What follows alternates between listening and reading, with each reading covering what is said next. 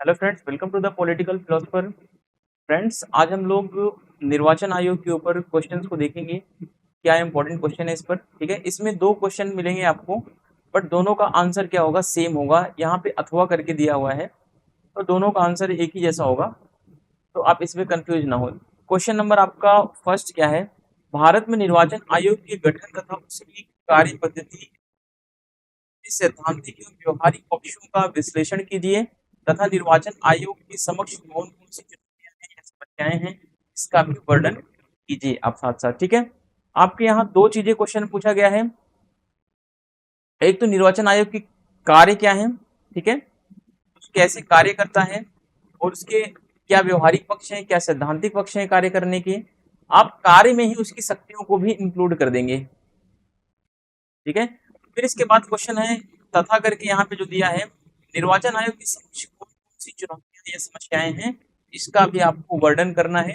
Analyse the theoretical and practical aspects of the formation and functioning of election commission in India and what are the challenges or problems faced by the election commission, describe कीजिए। ठीक है, तो आपको describe करना है। ये question करीब 18 marks का होगा। ठीक है, तो 18 मार्क्स के आपके 5 क्वेश्चन आएंगे, तो टोटल 90 क्वेश्चन 90 मार्क्स के हो जाएंगे। ठीक है, तो दूसरा क्वेश्चन क्या है, स्वतंत्र और निष्पक्ष निर्वाचन में भारतीय निर्वाचन आयोग की भूमिका या उसके महत्व का मूल्यांकन कीजिए। तो सबसे पहले आपने पिछली वीडियो देखी होगी, तो आपको पता चल गया होगा कि सबसे पहले हमें इलेक्शन कमीशन के बारे में बताना है, क्या है इलेक्शन कमीशन। ठीक है, उसके बाद इंट्रो के बाद हम सारी चीजों को आगे बढ़ते हुए देखेंगे। ठीक है, चलते हैं अपने आंसर की तरफ। आप इंट्रोडक्शन में क्या लिखेंगे, प्रस्तावना, या आपकी प्रस्तावना है। ठीक है, इस बार मैंने यहाँ पे हेडिंग नहीं मेंशन की है, आप हेडिंग चाहे तो मेंशन कर सकते हैं, नहीं चाहे तो नहीं भी कर सकते। ठीक है, इंट्रोडक्शन आपका ही हो गया।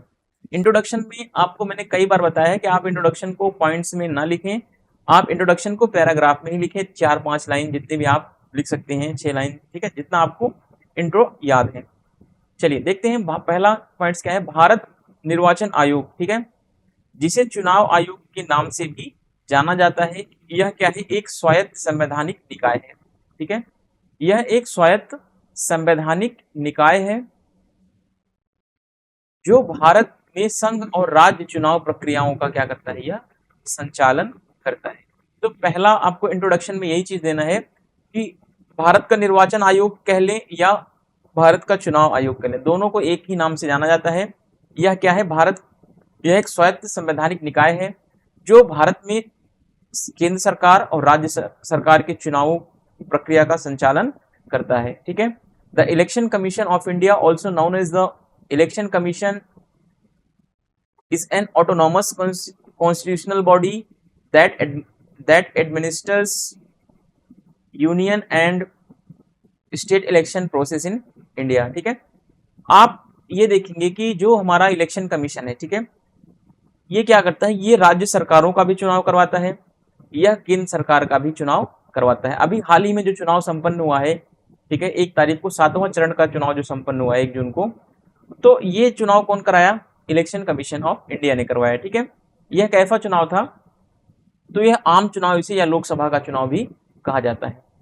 तो बेसिकली आप इंट्रो में इस तरीके से लिखेंगे, फिर आगे लिखेंगे, यह देश में लोकसभा, राज्यसभा और राज्य विधानसभाओं, राष्ट्रपति और उपराष्ट्रपति के चुनाव का संचालन भी करता है। तो इंट्रोडक्शन में आप इलेक्शन कमीशन के बारे में यह भी मेंशन कर सकते हैं, या फिर इंट्रोडक्शन में आप यह भी कह सकते हैं कि निर्वाचन आयोग का मेंशन आर्टिकल 3 to 4 में दिया गया है। इस तरीके से भी आप चीजों को बता सकते हैं।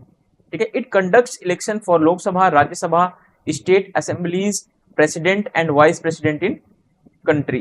ठीक है, तो हमारे देश में जो भी लोकसभा, राज्यसभा है ना, अपर हाउस, लोअर हाउस, इन सब के इलेक्शन होते हैं, उन सब का इलेक्शन जो है कंडक्ट कौन करवाता है, तो उन सब का इलेक्शन जो है वो इलेक्शन कमीशन ऑफ इंडिया हमारा कंडक्ट करवाता है। ठीक है, तो ये सारी चीजों का आप इंट्रो में ध्यान रखेंगे, इंट्रो में मेंशन करेंगे। फिर अब हम आएंगे, अगली हेडिंग हमारी होगी बैकग्राउंड या पृष्ठभूमि। ठीक है, तो आप यहाँ पे एक इंग्लिश मीडियम वाले हिंदी मैं नहीं लिख पाया इंग्लिश में, ठीक है। टाइपिंग करने में बहुत समय लगता है यार, थोड़ा सा ध्यान रखें, टाइपिंग का भी थोड़ा इशू हो जाता है।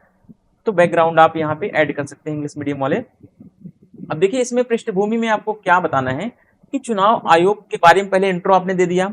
अब आप पृष्ठभूमि में बताएंगे चुनाव आयोग हमारे संविधान में कहाँ पे है, इसकी स्थापना कब होती है ना, वो एटीसी बहुत सारी बातें जो है आप यहाँ पे बता सकते हैं। या तो आप पृष्ठभूमि को भी अपने इंट्रोडक्शन में इंक्लूड कर सकते हैं, दोनों चीजें हैं आपके लिए, आप जो चाहें वो चीजें कर सकते हैं, ठीक है।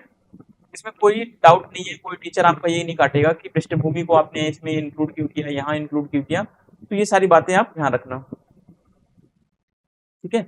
चलिए देखते हैं, भारतीय संविधान का भाग 15 चुनावों से संबंधित है, जिसमें चुनावों के संचालन के लिए एक आयोग की स्थापना करने की बात की गई है, ठीक है। चुनावों के संचालन के लिए एक आयोग बनाया जाएगा, उसका नाम क्या होगा, election commission of India, ECI, ठीक है। और इलेक्शन कमीशन ऑफ इंडिया की बात कहाँ की गई है, कौन से भाग में, तो भारत के संविधान के भाग 15 में, ठीक है।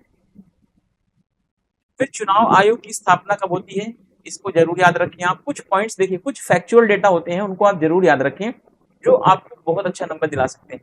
चुनाव आयोग की स्थापना 25 जनवरी, ठीक है, 26 जनवरी से एक दिन पहले आप याद रखें, 25 जनवरी 1950 को संविधान के अनुसार की गई थी इसकी स्थापना।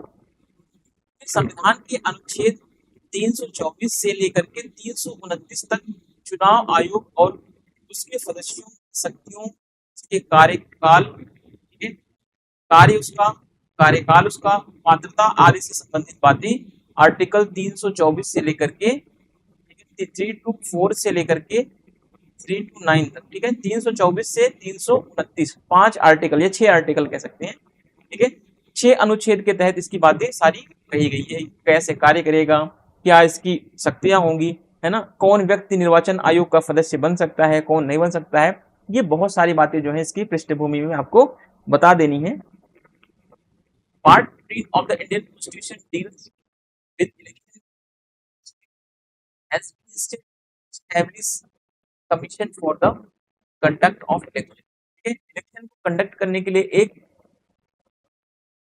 इलेक्शन कमीशन की स्टैब्लिश की बात की गई है, वो भी आर्टिकल ये भी पार्ट 15 में, ठीक है। इंडियन कॉन्स्टिट्यूशन के पार्ट 15 में इंडिया में इलेक्शन को कंडक्ट कराने के लिए एक इलेक्शन कमीशन की बात की गई है, जो कि भाग 15 में कहा गया है, ठीक है। फिर नेक्स्ट पार्ट देखिए, the election commission was established on January 25 January 1950 as per the constitution, constitution के रूल के हिसाब से, कॉन्स्टिट्यूशन या संविधान के हिसाब से इसकी स्थापना 25 जनवरी 1950 को की जाती है। Article 3 to 4 of the constitution deals with the powers, functions, tenure, eligibility, etc. of the Indian election commissions, ठीक है। तो इलेक्शन कमीशन ऑफ इंडिया के जो मेंबर्स हैं, जो इलेक्शन कमीशन ऑफ इंडिया का चीफ है, उन सब के बारे में क्या फंक्शन होंगे, क्या कार्य होंगे, कैसा टेन्यूर होगा, क्या एलिजिबिलिटी होगी, बहुत सारी बातें उनके बारे में वहां पे बताई गई हैं। फिर नेक्स्ट पॉइंट देखें, चुनाव आयोग, चुनाव आयोग में चुनावों के लिए निहित दायित्व, अधीक्षण, निर्देशन और नियंत्रण की बात कहाँ की गई है, आर्टिकल 3 to 4 में की गई है, ये बात आप ध्यान रखना। आप ये चाहे तो मेंशन करें, या तो चाहे आप इस पेज को स्किप भी कर सकते हैं। धर्म, जाति या लिंग के आधार पर किसी भी व्यक्ति विशेष को मतदाता सूची में शामिल न करने और इनके आधार पर मतदान के लिए अयोग्य नहीं ठहराने का प्रावधान आर्टिकल 325 में कहा गया है, ठीक है। मैंने आपको क्या बताया था कि 324 से लेकर के 329 तक इलेक्शन कमीशन के कार्य बताए गए हैं, क्या कार्य करेगा, इसका क्या फंक्शन होगा, कार्यकाल इनके सदस्यों का कैसे होगा, है ना, कितने वर्ष तक ये कार्य कर सकते हैं, बहुत सारी बातें इसमें बताई गई हैं। तो आर्टिकल 325 में ये बोला गया है कि कोई भी व्यक्ति, चाहे किसी भी जाति का हो, किसी भी धर्म का हो, चाहे स्त्री हो चाहे पुरुष हो, ठीक है, उसको किसी भी इस आधार पर अयोग्य नहीं ठहराया जा सकता कि वह व्यक्ति विशेष स्त्री है या पुरुष है या मेल है फीमेल है ना, तो इस आधार पे आप उसको नहीं ठहरा सकते अयोग्य। कि आप ये नहीं कह सकते कि आप एससी कैटेगरी से हो तो आप इलेक्शन में वोट नहीं दे सकते, आप हिंदू धर्म से हैं तो वोट नहीं दे सकते, आप मुस्लिम से हैं तो वोट नहीं दे सकते, ये सब चीजें क्या हैं, मना की गई हैं। आर्टिकल 325 में, यानी कि आर्टिकल 325 में भेदभाव को मना किया गया है, चुनावी भेदभाव को मना किया गया। ठीक है, लोकसभा एवं प्रत्येक राज्य की विधानसभा के लिए निर्वाचन वयस्क मताधिकार के आधार पर होगा, ऐसा आर्टिकल 326 में बोल दिया गया है कि जो लोकसभा का चुनाव होगा और जो राज्य की विधानसभाओं का चुनाव होगा, इसके लिए वयस्क मताधिकार के आधार पर वोटिंग की जाएगी। यानी कि भारत में जिसकी उम्र कितनी वर्ष हो गई है, 18 वर्ष हो गई है, वही व्यक्ति इलेक्शन में वोटिंग देने के लिए एलिजिबल है। हाँ, शर्त यह है कि उसका निर्वाचन इस सूची में नाम होना चाहिए। ठीक है, मतदाता की सूची में उसका नाम होना चाहिए। अगर मतदाता की सूची में आपका नाम नहीं है तो आप वोट नहीं दे सकते हैं, भले आपकी उम्र 18 वर्ष क्यों ना हुई हो। ठीक है, अब देखिए अगला पॉइंट, विधायिका द्वारा चुनाव के संबंध में संसद में कानून बनाने की शक्ति भी दी गई है आर्टिकल 327। यानी कि जो हमारी संसद है, ठीक है, संसद जो है चुनाव के संबंध में, इलेक्शन के संबंध में कानून बनाने की शक्ति अपने पास रखती है, ऐसा आर्टिकल 327 में बोला गया है। हमारी संसद चाहे तो इलेक्शन की जो प्रोसेस है उसमें बदलाव कर सकती है, चुनाव की प्रक्रिया में बदलाव कर सकती है, और चुनाव की जो उम्र है, ठीक है, जो वोटिंग करने की हमारी उम्र 18 वर्ष है, ठीक है, तो उसको चाहे तो वो 21 वर्ष भी कर सकती है। पहले 21 वर्ष था, लेकिन 61वां संविधान संशोधन किया गया। 61वें संविधान संशोधन के बाद उम्र कर 18 वर्ष कर दी गई। ठीक है, 21 वर्ष से घटा करके 18 वर्ष कर दी गई। फिर अगला पॉइंट देखिए, किसी राज्य के विधानमंडल को इसके चुनाव के लिए कानून बनाने की शक्ति भी आर्टिकल 328 में दी गई है। फिर चुनावी मामलों में अदालतों द्वारा हस्तक्षेप करने के लिए बार बार उल्लेख किया गया है, आर्टिकल 329 में ऐसा बोला गया है। ठीक है, तो ये सारी चीजें आप ध्यान रखना। आप जब भी अपना बैकग्राउंड लिखें तो ये सारी चीजें जरूर लिखिए। पहला वाला ये वाले सारे पॉइंट्स तो जरूर लिखना है आपको बैकग्राउंड में।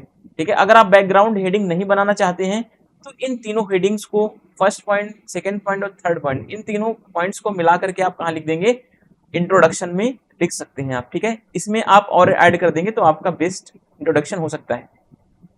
चलिए अब देखते हैं निर्वाचन आयोग की संरचना कैसी है। ठीक है, structure of election commission, structure of election commission.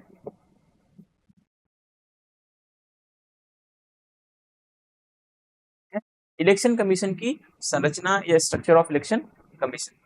अब देखिए, निर्वाचन आयोग में मूलतः केवल एक चुनाव आयुक्त का प्रावधान था।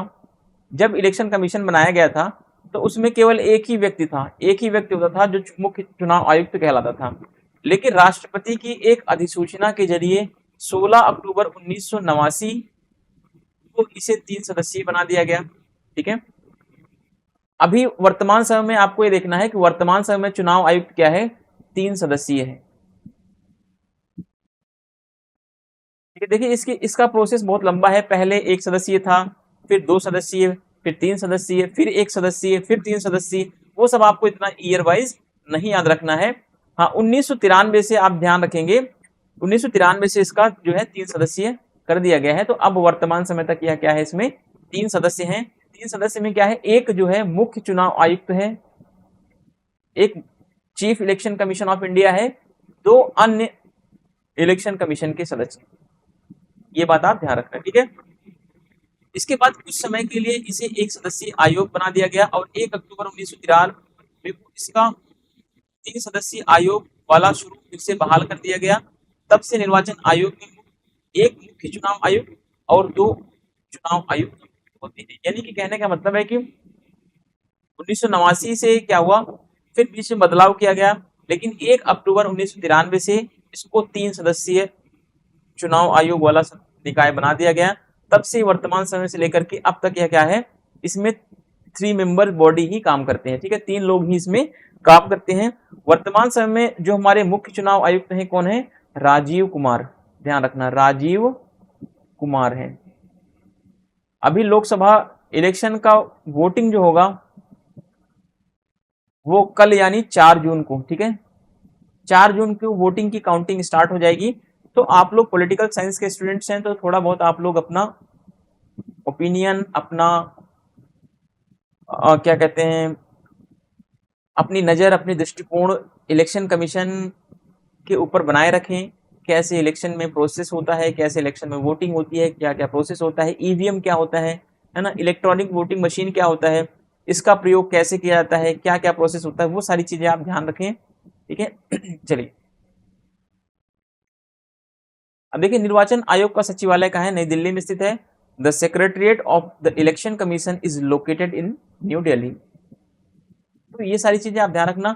अब देखिए, मुख्य निर्वाचन अधिकारी आईएएस रैंक का अधिकारी होता है, जिसकी नियुक्ति कौन करता है? राष्ट्रपति के द्वारा होती है, तथा चुनाव आयुक्तों की नियुक्ति भी राष्ट्रपति ही करता है। यानी कहने का मतलब है, जो इलेक्शन कमीशन में जो 3 सदस्य होते हैं, ठीक है, 3 सदस्य होते हैं, एक मुख्य होता है, एक मुख्य चुनाव आयुक्त होगा, 2 अन्य सदस्य होंगे। इन तीनों सदस्यों की नियुक्ति कौन करता है?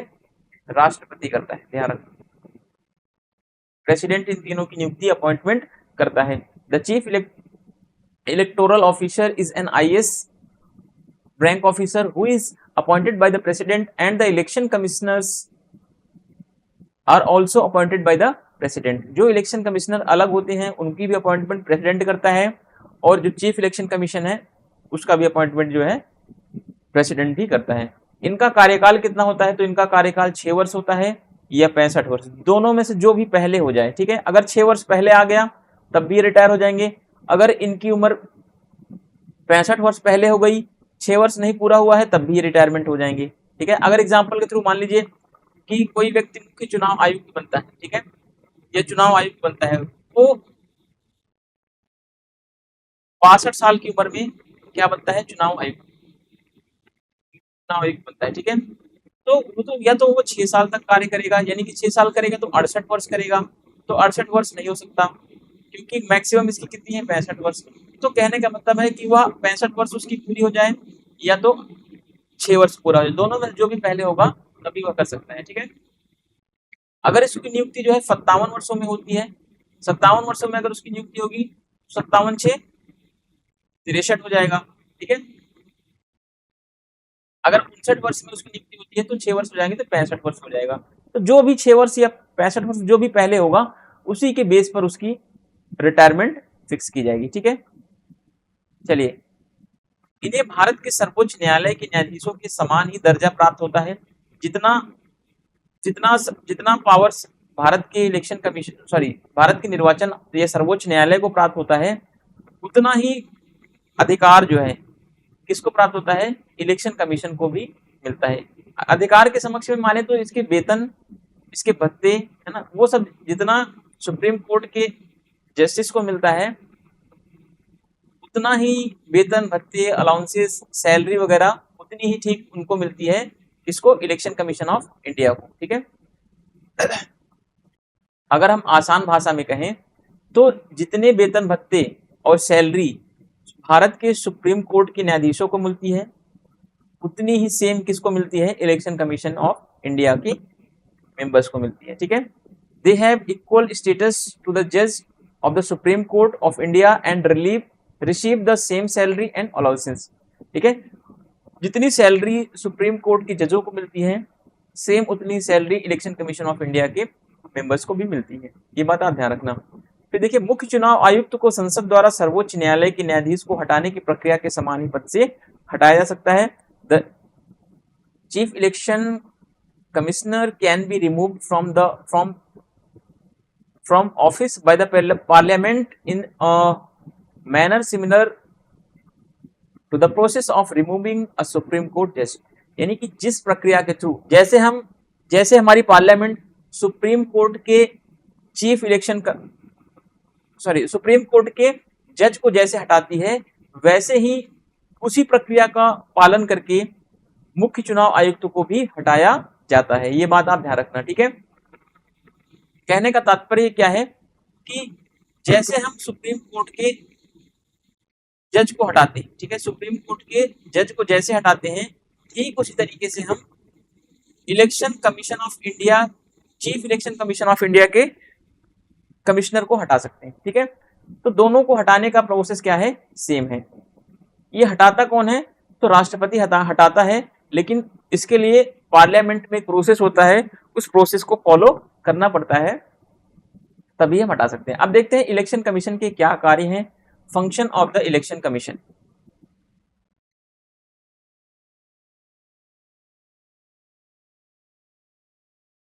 Function of the election commission.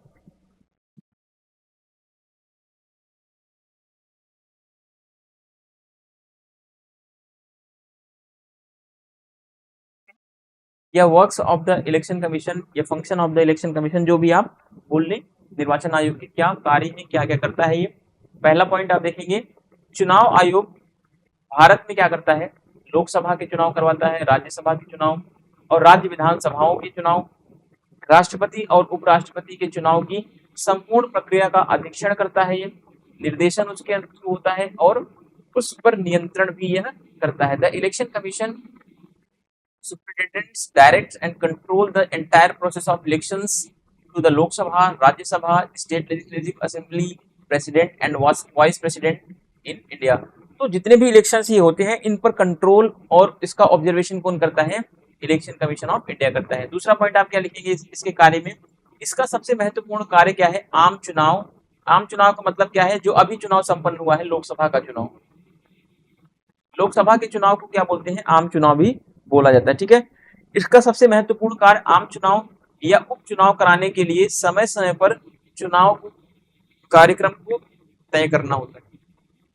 It's most important function it is to decided the election schedule from the time to time for conducting general election और बाई इलेक्शन। ठीक है, जो जनरल इलेक्शन होते हैं या सामान्य लोकसभा के चुनाव होते हैं उसका समय समय पर क्या करता है, ये कार्यक्रम तैयार करवाता है। फिर अगला पॉइंट देखिए, यह निर्वाचक नामावली तैयार करवाता है। यह क्या करता है, आसान भाषा में समझें तो यह वोटर लिस्ट की सूची तैयार करता है तथा मतदाता पहचान पत्र भी यह जारी करता है। ठीक है, it prepares the electoral roll voter list and issues the voter identity card.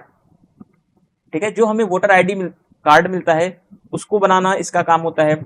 यह वोटर लिस्ट को तैयार करता है। अगर किसी की उम्र 18 वर्ष हो गई है तो वो अपना निर्वाचन प्रणाली में अपना या निर्वाचन नामावली में या वोटर लिस्ट में अपना नाम ऐड करवा सकता है। तो ऐड करता कौन है, election commission of India add करता है। ठीक है, अब देखिए अगला काम क्या है इसका, यह मतदान एवं मतगणना के केंद्रों के लिए स्थान, मतदाताओं के लिए मतदान केंद्र तय करता है और मतदान एवं मतगणना में सभी प्रकार की आवश्यक व्यवस्थाएं और संबद्ध कार्यों का प्रबंधन यह करता है।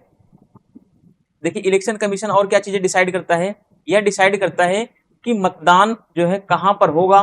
ठीक है, मतदान के केंद्र कहां बनाए जाएंगे ना, और इसके लिए स्थान कौन सा होगा।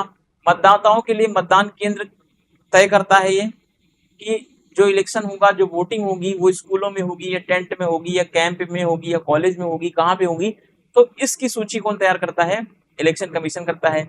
मतदान एवं मतगणना के सभी केंद्रों पर जो भी जरूरतें होती हैं, जैसे व्हील चेयर की व्यवस्था करना, पानी की व्यवस्था करना, है ना, और भी सेल्फी पॉइंट्स जो भी आज के समय में जरूरी है, उन सब की व्यवस्था का प्रबंधन कौन करता है, इलेक्शन कमीशन करता है। ठीक है, it manages the all location for polling and counting centres, allotment of polling station for voters, all necessary arrangements in the polling and counting centres and other related works. जो भी अन्य महत्वपूर्ण कार्य होते हैं जैसे कि काउंटिंग कहाँ पे होगी, वोटिंग कहाँ पे होगी, है ना, वोटिंग पोल पर जहाँ पे पोलिंग स्टेशन हैं वहाँ पे वोटर्स के लिए क्या क्या फैसिलिटी बनाई जाए, वो सारे चीज़ों का डिसीजन कौन लेता है, इलेक्शन कमीशन लेता है। अब इसका अगला कार्य और देखें क्या इसका और काम करता है, यह राजनीतिक दलों को मान्यता प्रदान करता है। ठीक है, कौन सा स्टेट पार्टी होगी, कौन से राजनीतिक दलों को राज्य का दर्जा मिलेगा, कौन से राष्ट्रीय राजनीतिक दलों को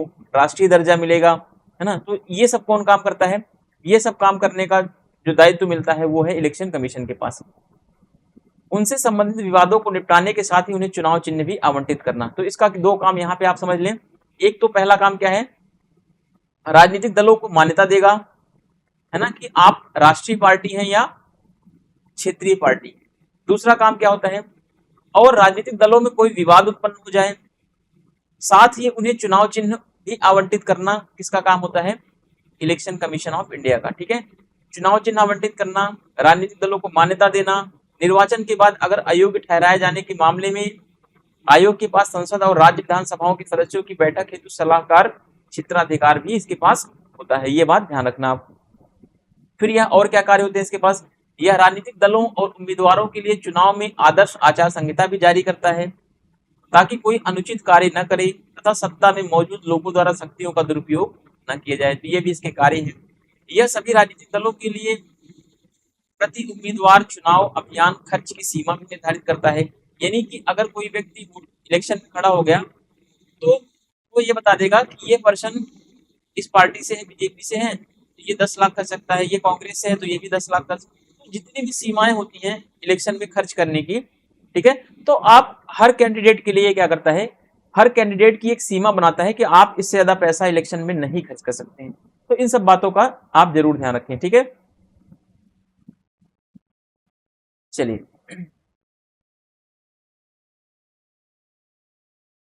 अब देखिए भारत निर्वाचन आयोग का महत्व या फिर इस ऐसे निर्वाचन आयोग का महत्व,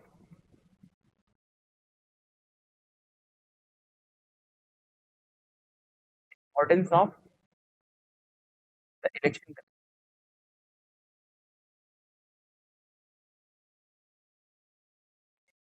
importance of the election commission, ठीक है। अब देखिए क्या इसका महत्व है, देखते हैं। यह वर्ष 1952 से राष्ट्रीय और राज्य स्तर के चुनावों का सफलतापूर्वक संचालन कर रहा है, इसीलिए इसका महत्व है, ठीक है। It has been successfully conducting national and state level election since the 1952। दूसरा पॉइंट इसका क्या है, मतदान में लोगों की अधिक भागीदारी सुनिश्चित करने के लिए यह क्या करता है, सक्रिय भूमिका भी निभाता है, play an active role in ensuring greater participation of the people in voting.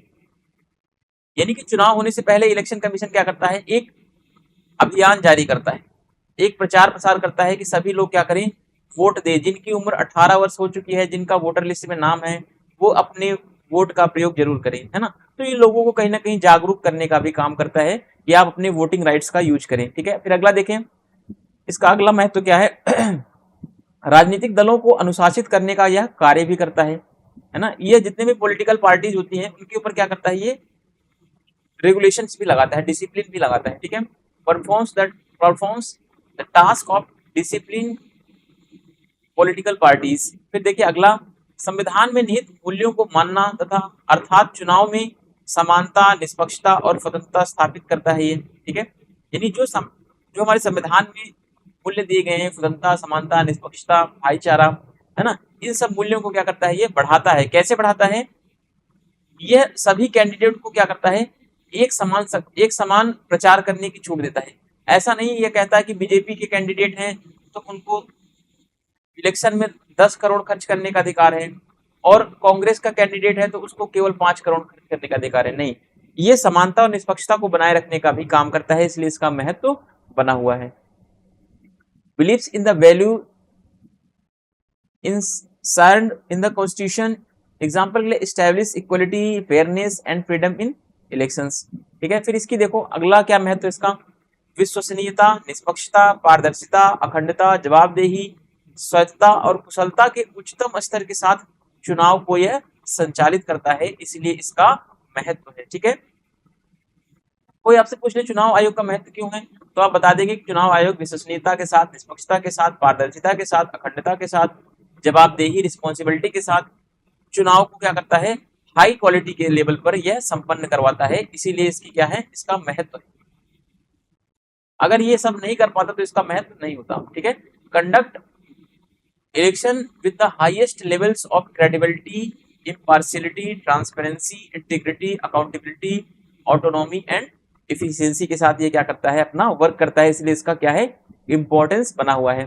अब देखिए इसका महत्व और क्यों है, मतदाता केंद्रित और मतदाता अनुकूलन वातावरण की चुनावी प्रक्रिया में सभी पात्र नागरिकों की भागीदारी सुनिश्चित करता है ये, ठीक है।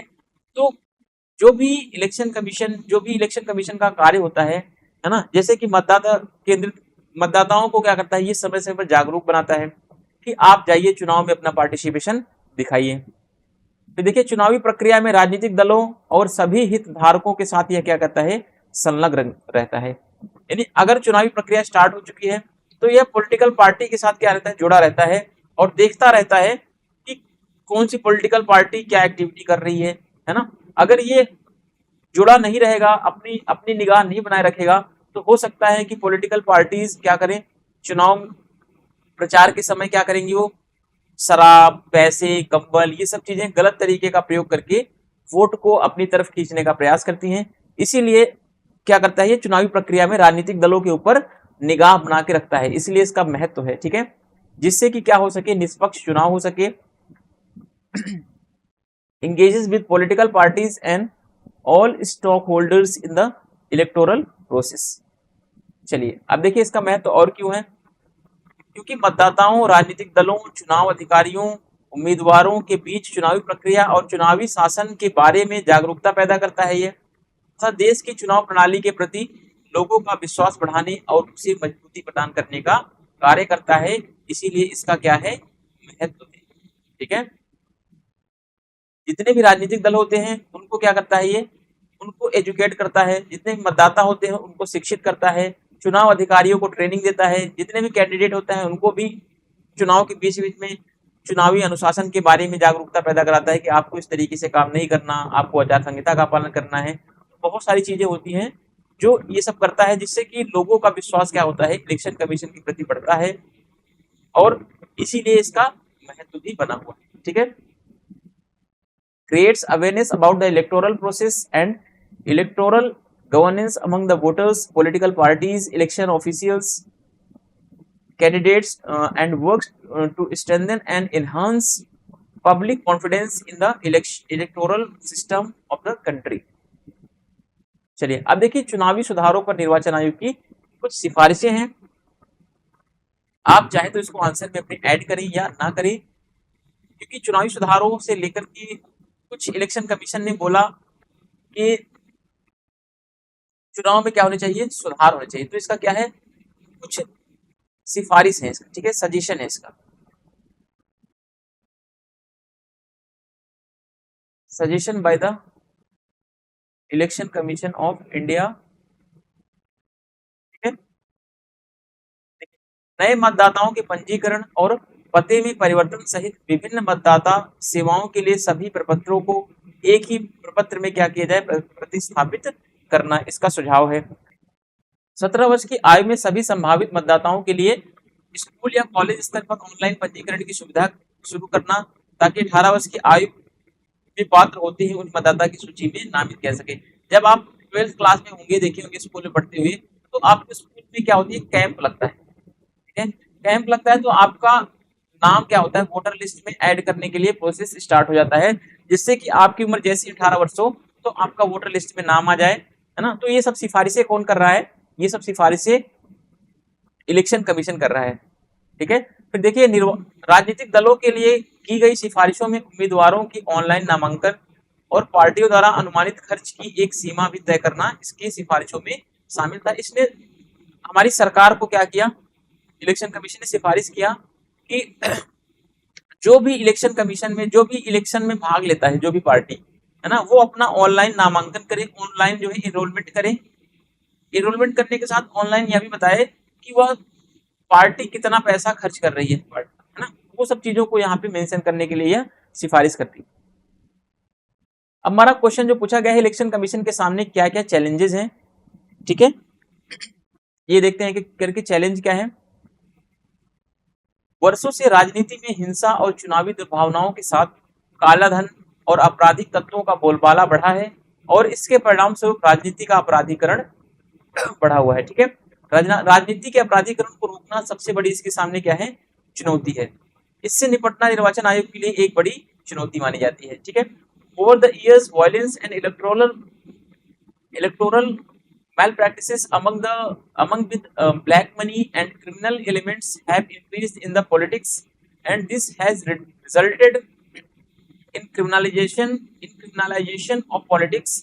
Dealing with these is a big challenges for the election commission। ठीक है, तो क्रिमिनलाइजेशन या अपराधीकरण से निपटना इलेक्शन कमीशन के लिए एक मुख्य चुनौती है। या आप शॉर्ट में लिखें तो राजनीति का अपराधीकरण बढ़ रहा है, और इससे निपटना क्या है, निर्वाचन आयोग के लिए एक बड़ी चुनौती है। तो आप इतना ही मेंशन कर सकते हैं, आप इतना शॉर्ट नोट बना सकते हैं। राजनीति का अपराधीकरण हुआ है, इससे इससे निपटना निर्वाचन आयोग के लिए एक बड़ी चुनौती है। ठीक है, फिर राज्यों की सरकारों द्वारा सत्ता का बड़े पैमाने पर दुरुपयोग किया जाता है, ये भी एक क्या है, इलेक्शन कमीशन के लिए चुनौती बनी हुई है, जिसके तहत कई बार चुनावों से पहले बड़े पैमाने पर प्रमुख पदों पर तैनात योग्य अधिकारियों का क्या हो जाता है, ट्रांसफर कर दिया जाता है। ठीक है, तो ट्रांसफर को रुकवाना और राज्य की सरकारों के द्वारा जो उनके अधिकारी होते हैं उन पर भी कंट्रोल करना एक इसके लिए बहुत बड़ी चुनौती बन चुकी है। चुनाव के लिए सरकारी वाहनों और भवनों का उपयोग कर निर्वाचन आयोग की आदर्श आचार संहिता का उल्लंघन भी किया जाता है, तो यह भी इसके लिए एक समस्या है। जैसे कि जो पार्टी सरकार में है, जैसे मान लीजिए कि आज के टाइम पे बीजेपी गवर्नमेंट क्या है, सरकार में है, तो इसमें होता क्या है कि बीजेपी की सरकार क्या करेगी, सरकारी वाहन का प्रयोग करेगी, सरकारी साधनों का प्रयोग करके अपने प्रचार तंत्र को क्या करती है, मजबूत करती है, जो कि आचार संहिता का उल्लंघन माना जाता है। तो यह भी क्या है, इसके लिए एक समस्या बनी हुई है। देखिए, ये केवल बीजेपी के ऊपर नहीं लागू होता, बल्कि सभी पार्टी के ऊपर यह लागू होता है कि वो सरकार में अगर रहें तो वो क्या करती हैं, सरकारी तंत्र का गलत उपयोग करके आचार संहिता का उल्लंघन करती है। तो यह भी इलेक्शन कमीशन के लिए एक समस्या बनी हुई है। अब देखिए, निर्वाचन आयोग के पास राजनीतिक दलों को कंट्रोल करने के लिए पर्याप्त शक्तियां भी नहीं है, ये बात भी ध्यान रखना, यह भी एक समस्या है इसकी। अब आगे देखिए, किसी राजनीतिक दल के आंतरिक लोकतंत्र और पार्टी के वित्तीय विनियमन को सुनिश्चित करने की कोई भी शक्ति निर्वाचन आयोग के पास नहीं है, ये भी ध्यान रखना आप। हालिया वर्षों में निर्वाचन आयोग की निष्पक्षता पर भी सवाल खड़े होने लगे हैं और यह धारणा जोर पकड़ रही है कि चुनाव आयोग कार्यपालिका के दबाव में काम कर रहा है। देखिए, अब लोगों का विश्वास क्या हो रहा है, लोगों की यह मान्यताएं हैं कि निर्वाचन आयोग किसके दबाव में कार्य करता है, सरकार के दबाव में कार्य करता है। ठीक है, कार्यपालिका के दबाव में कार्य करता है। तो यह भी क्या है, इलेक्शन कमीशन के लिए एक समस्या है कि वह कैसे लोगों को यह बताए कि वह निष्पक्ष रूप से कार्य करती है। उसको साबित करना पड़ेगा कि इलेक्शन कमीशन जो है निष्पक्ष रूप से कार्य कर रही है। ठीक है, अब नेक्स्ट पॉइंट देखिए, मुख्य चुनाव आयुक्त और अन्य दो चुनाव आयुक्तों के चुनाव में प्रमुख संस्थागत कमियों में से एक है कम पारदर्शिता का होना, क्योंकि इनका चयन मौजूदा सरकार की पसंद पर आधारित होता है। ठीक है, जो सरकार उस समय जिसका सरकार होता है वही पार्टी क्या करती है, ज्यादातर इलेक्शन कमीशन के जो मेंबर्स होते हैं उनको अपने फेवर में ही सेलेक्ट करवाती है, इलेक्ट करवाती है। ठीक है, ये भी एक इलेक्शन कमीशन की समस्या है, तो इस समस्या को भी दूर किया जाना चाहिए।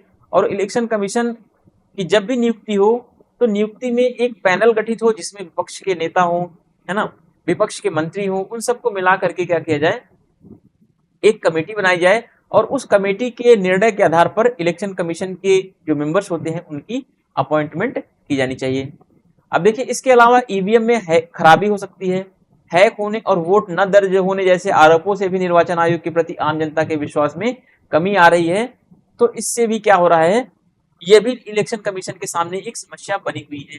तो इलेक्शन कमीशन को चाहिए कि ईवीएम को इतना स्ट्रॉन्ग करें कि जिससे लोगों का विश्वास बढ़े, ईवीएम को हैक होने की समस्या को खत्म करें, जो भी समस्याएं हैं उनको क्या किया जाए, खत्म किया जाए। Apart from this allegation like EVM malfunction, hacking and non-registration of voters also reduce the confidence of the general public in election commission। ठीक है, इलेक्शन कमीशन में इन सब चीजों का क्या किया, इलेक्शन कमीशन को इन सब चीजों को समाप्त करने की कोशिश करनी चाहिए। यह भी इलेक्शन कमीशन की एक बहुत बड़ी समस्या है।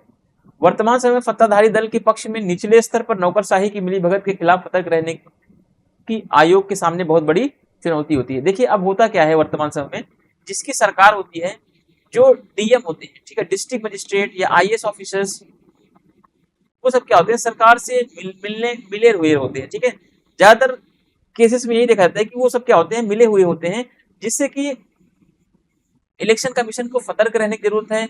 और इलेक्शन कमीशन को चाहिए कि उन डीएम ऑफिसर्स के ऊपर, जो प्रशासनिक अधिकारियों के ऊपर, नौकरशाही के ऊपर पूरी तरीके से सतर्क रहें। और इलेक्शन कमीशन जो है इन सब से निपटने में उनके सामने एक बहुत बड़ी चुनौती भी है। तो चाहिए कि इलेक्शन कमीशन इन सब से क्या करे, अच्छे तरीके से निपटे और जो भी ऐसी संभावनाएं सामने आए उनसे क्या करे, वो सतर्क भी रहे। आयोग के जनादेश और जनादेश का समर्थन करने वाली प्रक्रियाओं को और अधिक कानूनी समर्थन प्रदान करने की आवश्यकता है। तो ये भी एक समस्या इसके सामने बनी हुई है। There is a need to provide further legal support to the commissioners to mandate and the process supporting the mandate. ठीक है, चलिए, नैतिकता सुनिश्चित करने के लिए आवश्यक है कि सक्षम और योग्य व्यक्तियों उचित पदों का दायित्व संभाले। ठीक है, तो इलेक्शन कमीशन के सामने यह भी एक समस्या है कि जो इनकी अपॉइंटमेंट होती है उनमें क्वालिटी और एलिजिबिलिटी दोनों होनी चाहिए। ठीक है, to ensure morality it is necessary that competent and capable people hold the responsibility of high positions. जो हाई पोजीशंस पर बैठे हुए हैं वे अपनी रिस्पॉन्सिबिलिटी को ले, वो अपनी रिस्पॉन्सिबिलिटी वो आगे बढ़ाएं और तब अपने कार्य को अच्छे तरीके से संभालें। ठीक है, निर्वाचन आयोग की निष्पक्षता सुनिश्चित करने के लिए द्वितीय प्रशासनिक सुधार आयोग की रिपोर्ट में सिफारिश की गई थी। ये वाला पॉइंट आपके लिए मोस्ट इंपॉर्टेंट है, जरूर ध्यान रखना आप। ठीक है, निर्वाचन आयोग की निष्पक्षता सुनिश्चित करने के लिए द्वितीय प्रशासनिक सुधार आयोग की रिपोर्ट में सिफारिश की गई थी कि लोकसभा अध्यक्ष, लोकसभा में विपक्ष के नेता, कानून मंत्री और राज्यसभा के उपाध्यक्ष के साथ प्रधानमंत्री की अध्यक्षता में बना कॉलेजियम मुख्य चुनाव आयुक्त और अन्य चुनाव आयुक्तों की नियुक्ति के लिए राष्ट्रपति के समक्ष नाम प्रस्तावित करे। ठीक है, निर्वाचन आयोग, दूसरा प्रशासनिक सुधार आयोग ने यह बोला कि जो निर्वाचन आयोग की नियुक्ति होगी उसके लिए क्या बनाई जाएगी, एक कमेटी बनाई जाएगी। उस कमेटी में कौन कौन से लोग होंगे, लोकसभा का अध्यक्ष होगा, लोकसभा में विपक्ष का नेता होगा, कानून मंत्री होंगे और राज्यसभा के उपाध्यक्ष होंगे। ठीक है, इसके साथ प्रधानमंत्री की अध्यक्षता में एक कमेटी बनेगी। ठीक है, ये सब इतने लोग मिल करके जिस व्यक्ति का नाम बताएंगे उसी व्यक्ति को राष्ट्रपति क्या करेगा, निर्वाचन आयोग बना देगा। ठीक है, मुख्य निर्वाचन आयुक्त के पद पर नियुक्त कर सकता है। ठीक है, तो ऐसी रिकमेंडेशन किसने दी, दूसरे प्रशासनिक सुधार आयोग ने ऐसी बातें बोली। ठीक है, तो ये सारी चीजें क्या हो गई, आपकी समस्याएं हो गई। तो आप निष्कर्ष में लिखेंगे सर्वोच्च न्यायालय के निर्णय अनुसार आर्टिकल 324(1) में लिखा गया है कि निर्वाचन आयोग की शक्तियां कार्यपालिका द्वारा नियंत्रित नहीं हो सकती। निर्वाचन का पर्यवेक्षण, निर्देशन, नियंत्रण तथा आयोजन करवाने की शक्ति में देश में मुक्त तथा निष्पक्ष चुनाव आयोजित करवाना भी निहित होता है। ठीक है, उसमें सुप्रीम कोर्ट ने यह बोल दिया कि कार्यपालिका, जो हमारी सरकार है, वह जो है इलेक्शन कमीशन को नियंत्रित नहीं कर सकती और इसके ऊपर कोई कंट्रोल नहीं बना सकती, क्योंकि इलेक्शन कमीशन क्या है, एक स्वायत्त संस्था है। ठीक है, एक फ्री या एक ऑटोनॉमस बॉडी है जिसके ऊपर कार्यपालिका कोई भी नियंत्रण या दबाव नहीं बना सकती है। तो ये बात सुप्रीम कोर्ट ने भी बोल दिया है। अब देखिए आगे, भारत का निर्वाचन आयोग एक अर्धन्यायिक निकाय है जो चुनाव के समय सभी महत्वपूर्ण निर्णय लेता है। लोकतंत्र को बनाए रखने में निर्वाचन आयोग की महत्वपूर्ण भूमिका है। यह लोकतांत्रिक प्रक्रिया की क्या है, रीढ़ है। ठीक है, इस तरीके से आप अपने कंक्लूजन को कंक्लूड कर सकते हैं। The election commission of India is a quasi judicial body which takes all the important decisions during the elections. ठीक है, इलेक्शंस के टाइम्स में क्या करता है, ये इंपॉर्टेंट डिसीजन जो भी होते हैं वो सब ये लेता है और इसको क्वासी जुडिशियल पावर्स भी मिली हुई है। The election commission has an important role in maintaining democracy. It is the backbone of the democratic process. ठीक है, यह क्या है, डेमोक्रेटिक प्रोसेस का बैकबोन कहा जाता है इसको। फिर देखिए, election commission is an independent body which does not work under the pressure of any executive. ठीक है, यह क्या है, एक ऑटोनॉमस बॉडी है, इंडिपेंडेंट बॉडी है जो किसी भी एग्जीक्यूटिव के अंडर में या किसी भी एग्जीक्यूटिव या कार्यपालिका के प्रेशर में यह कार्य नहीं करती है। निर्वाचन आयोग एक स्वतंत्र निकाय है जो किसी भी कार्यपालिका के दबाव में कार्य नहीं करता है। तो इस तरीके से आपका कंक्लूजन कंप्लीट हो जाएगा, तो आपका ये बेस्ट आंसर माना जाएगा। ठीक है, इससे अच्छा आंसर नहीं हो सकता है। हाँ, कुछ आप अपने इनपुट्स भी इसमें ऐड कर सकते हैं। आपके जो कुछ आइडिया हो इलेक्शन कमीशन को लेकर के, आपके जो विचार हैं उसको भी आप ऐड कर सकते हैं, है ना। बट वो विचार रिलेवेंट होने चाहिए, वो विचार तार्किक होने चाहिए, वो विचार काम के होने चाहिए। ठीक है, तो मिलते हैं नेक्स्ट वीडियो में। तब तक के लिए चैनल को लाइक, सब्सक्राइब और शेयर कर दें। Thank you, thanks for watching.